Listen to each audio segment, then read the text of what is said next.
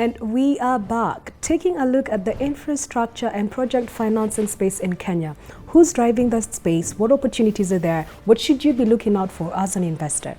To help us demystify this conversation and as well as this investment asset class is Mr. Johnson Kilangi, who is the lead project finance consultant at Lean Africa Consultants. Johnson, welcome to the show. Thank you, Bebe, for inviting me to this show. You're welcome. Please help us understand, what is infrastructure financing, what is happening there, and who is leading this, this particular space? Thank you once again. The subject of infrastructure financing is coming at a time when most of the East African countries and Africa in general are pumping a lot of money so as to be able to accelerate infrastructural development in their countries. But the question is, how do we finance? Who is financing these projects? What interventions are being put into place so as to finance some of these infrastructure projects? And each country is, of course, trying to put into place different measures and models through which they can plug the gap that has been left in terms of financing for infrastructure projects. Okay. Yeah. Johnson, do you have a sense of how big this opportunity is? I think there's a very big opportunity for financing infrastructure in the region, mainly because all through the local market, the local financial system has not been really taking a critical role in the financing of these infrastructure projects. But lately, with the slowdown in the real estate segment, we've seen more and more financial institutions trying to tap into the opportunities that have come with the massive infrastructure development that is going on in the whole of the country. Oh, wow. So yes, there is critical opportunities that needs to be tapped into by, be it the financial market, local financial market, and also the lenders from international sphere. All right. Justin, you mentioned something very interesting, that the financial institutions are not very active in this space. They're just starting to get into this space. And I remember I was part of, I was in some of the discussions when we were talking about the annuity financial model for roads. And I could see the risk aversion from commercial banks specifically. You know, they were raising issues like the tenure is too long, we don't have that kind of liabilities, we can't give you 10 years. So the 12-year money, with including a moratorium of 2 years. What generally, from your dealing, and I'm sure you've dealt with banks on some of these project finance discussions, where does the risk aversion come from, especially for the financials? I think it is in public domain that most of the lenders have been complaining that we don't have sufficient well-packaged projects to finance. Yeah. There is sufficient financing out there. Is that true? Is that true? That is true. Yes. Because everybody as a lender, you're looking at a very secure return for the money that you're pumping into that project. Yeah. But how well is this project packaged? How guaranteed are you sure that you're going to get your money out? Plus, of course, the margins that you want to get. Yeah. So this has been the problem, and I think even the local market has been a bit risk averse, mainly because of that. Yeah. So how best are these projects structured? Yeah. And when I'm talking of structuring, you're talking of the whole concept, from designing of the project, yeah, repayment of the investment that has been put, yeah, the regulatory framework around the risk environment, and what measures have been put, you know, to manage those risks. Yeah. So it's a whole ecosystem. Yeah. But this lack of bankability, essentially what you're saying, that the financiers are saying these projects are not bankable. That's what they're saying, right, in a nutshell.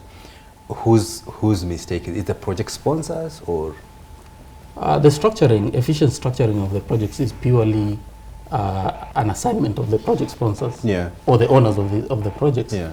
And in our context, because most of the projects are being implemented by the contracting entities of the Kenyan government, it is the critical role of the contracting entities to package and structure those projects so that they are attractive to the lenders. So you cannot blame the local market for not taking part in this project. It's purely because they need to be comfortable that these projects are well thought out, they'll be delivered, they will recoup their money and get their interest and profits out of it. Yeah, which is why Lean Africa is. Yes, okay. Right? Yes, of course. Very interesting. That's what you do, right? You help both structured You're in an advisory space. Yes. Trying so to help both sides. we are a boutique consulting firm that works through with the clients, Yeah. so as to help them to conceptualize projects that ultimately will be bankable and attractive, and that will guarantee a very reliable return to both the lenders and the owners of the projects. Okay. So Johnson, just tying into that conversation, do you have an indication of what projects Lean Africa Consultants has been able to deliver to the market in terms of particular sectors? What amounts were you able to raise? What was the investment return on some of these projects that you have brought to the market? Well, we've been engaged in real estate projects. Okay. Well, because of confidentiality, Okay. with some of our clients, we cannot be able to disclose. But I think the Kenyan market is full of opportunities. We are talking of double-digit returns. Yeah. Okay. For the That's market. Do you have a sense of the, okay, IRR. fine, IRR. What IRR have you seen in the spaces that you've actually raised money? We are talking of an internal rate of return of about 18 to 20%. Okay, that's a fantastic and I return. think that is a very lucrative return. That's a very good return. But again, it's not just talking of an IRR of 18 or 20%. Okay. We're What talking else, at Reid? the whole aspect of the project. All Can right. we really achieve the 18%? Yeah. What measures have we put into place so as to guarantee the lenders or the owners will get this return? What are some of the generic measures that you put in place to ensure that if somebody's coming in, they're guaranteed of 18%, give or take? That boils down now to the structuring. Okay. We are talking of right from the concept. Is it an idea that is bankable? Is it an idea that can work? Is it a design that can really be implemented? Okay.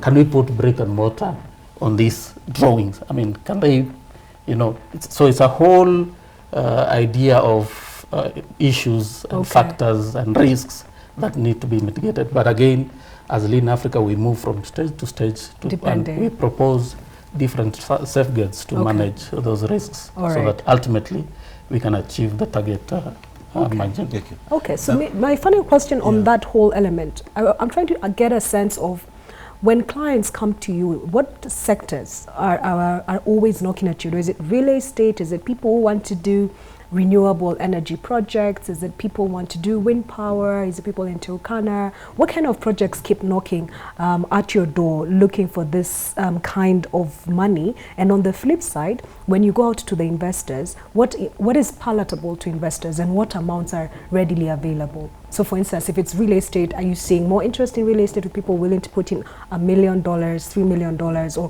what? How do you look at it? Well, there has been a rush to invest in real estate. Okay. So of course we'll have more and more clients who of course want to venture into real estate.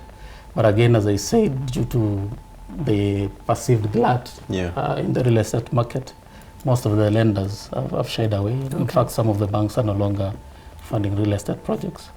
And because of that, I've seen more and more investors trying to invest in the road infrastructure. Okay. I think partly because of the annuity road project that was conceived by the Kenya Urban Roads Authority and the Kenya National Highways Authority.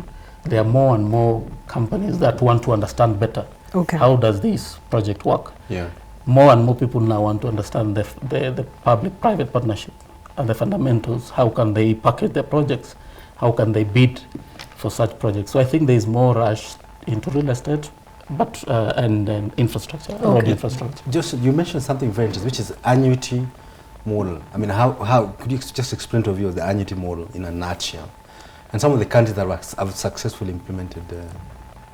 Well, I think initially I might not have the real facts of the wisdom behind the annuity program, but what I understand is that the contracting entities in the road sector wanted to implement projects through the PPP model. Yeah.